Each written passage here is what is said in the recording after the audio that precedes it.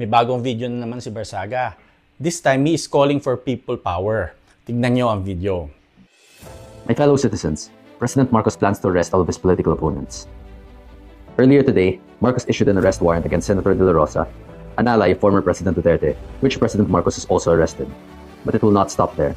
The Marcos administration also plans to imprison Senator Bongo, Senator Villanueva, and Senator Marcoleta.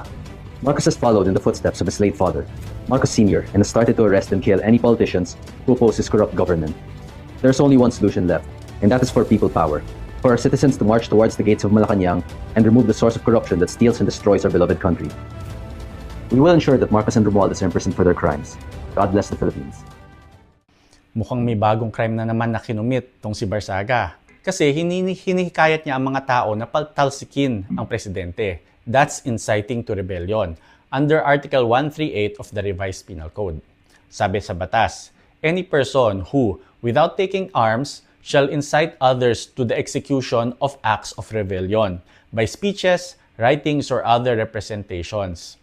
Yan. So, pag sinabi mo, mag-people power at pabagsakin ang gobyerno, criminal act na yan. Yes, you can disagree with the president, you can criticize government policies, pero the moment you call on the public to topple the government, inciting to rebellion yan.